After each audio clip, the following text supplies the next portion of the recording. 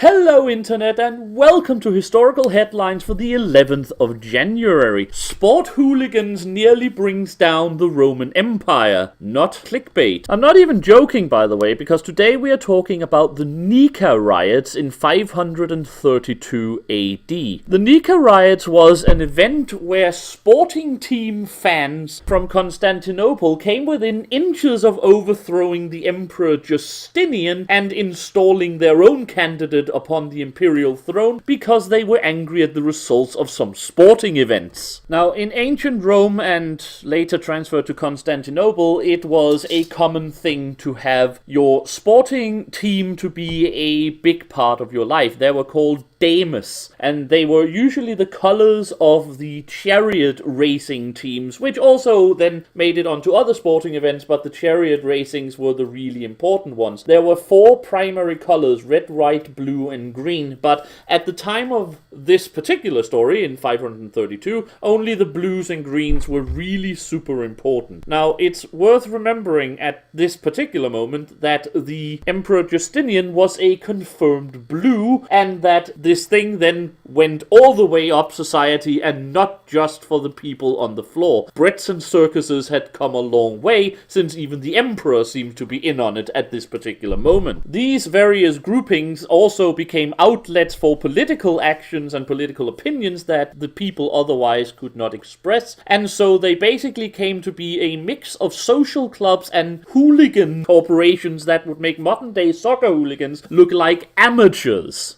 The riots some of these Demes inspired when races had not gone their way, or when races had gone their way, makes modern-day soccer riots look like a picnic for 5-year-old children. But anyway, we need to get into the story, and to tell you all about it, here is our time-traveling correspondent, Tim Saidson. Thank you, studio. We are standing here in the Hippodrome in Constantinople, where 50,000 angry chariot fans have now been rioting for the last 5 days. The Emperor Justinian has barricaded himself in his palace, and rumors are that he is seriously considering fleeing across the sea to one of the provinces like Egypt, where he will have supporters, while members of the imperial senate, with the support of the rioting sports fans, have now crowned a certain Hypatius, the emperor of a previous emperor Anastasius, as the new throne pretender. You will all remember how tense things have been in the capital in the last year. The peace negotiations and the war in Spain has meant that the emperor has had to raise taxes quite a bit, and he has not been super popular. At the same time, at the last of the major chariot races, there was another smaller riot where several of blues and greens were arrested for causing the death of someone who was stampeded and was supposed to be executed. This made their respective Demes very, very angry, and it meant that Justinian felt himself under very hard pressure. So he declared that once again a major chariot race was to be held, and the death sentences were to be commuted into imprisonment. However, during the races, the various Demes continued to shout criticism at the emperor, and finally at the end of the day they were united. Instead of competing with each other regarding their side's victories, they were just shouting Nike, Nike, victory, to win, and eventually they broke out of the stands and 50,000 people or more went berserk, rampaging through the capital in a massive orgy of fire and destruction that left Justinian besieged in his palace. This might be the greatest example of the power of the populace of the average Roman as we have seen since the days of the Republic. Justinian is cringing in his palace. There doesn't seem to be anyone around who will even try to re-establish some kind of order and authority in the capital.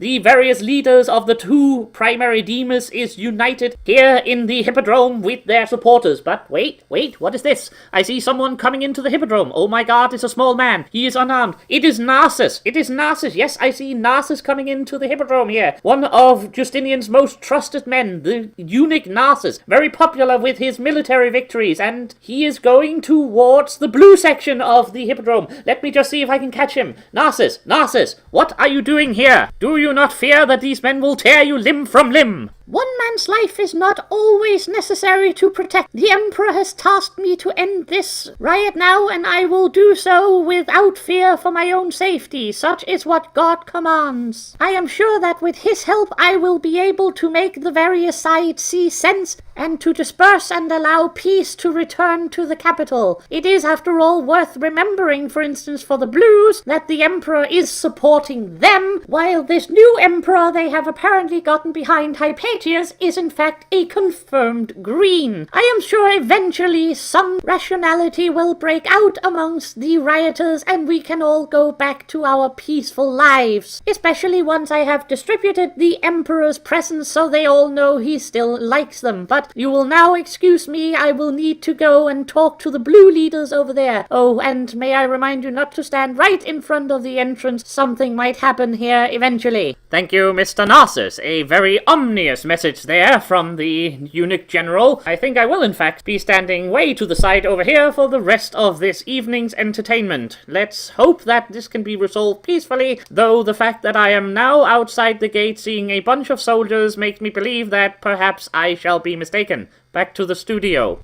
And thank you to Mr. Saidson. It takes some degree of courage, in fact, to be reporting naked in front of 50,000 frothing Greek sports fans. Nonetheless, as he indicated towards the end, things did not exactly end peacefully. Justinian had been on his way to escape, but had had his nerves steeled by his empress, who refused to in any way give up her royal dignity or to retreat from the mob, and he hatched a plan. He sent Narses with a huge bag of gold to go into the Hippodrome. He was very popular for military victories achieved, and he went straight up to the leading Blues and basically told them, remember that Justinian is a Blue as well. Here is a bag of gold, and remember that the new emperor you're crowning is actually a Green. The Blues spoke between themselves for a few seconds and then shocked the Greens and the remaining Reds and Whites in the Hippodrome by storming out en bloc. At that precise moment, when the last Blue had left the Hippodrome and there was great confusion, Flavis Bellisarius, one of the greatest generals of antiquity and supremely loyal towards Justinian, left an army detachment into the Hippodrome and basically then slaughtered everyone who remained. In an event that makes the Hillsborough tragedy look like a minor inconvenience, 30,000 people were slaughtered, and the Green Demes was basically annihilated to the last man by Bellisarius and his cataphracts, and in fact at no point during Justinian's reign would the Demes ever again approach the level of influence and power they had held before the Nika riot. This is, as you can see, also a way to suppress sport hooligan rioting, and I can only believe that we should count ourselves lucky that we have not had to deal with this in modern day time. Anyway,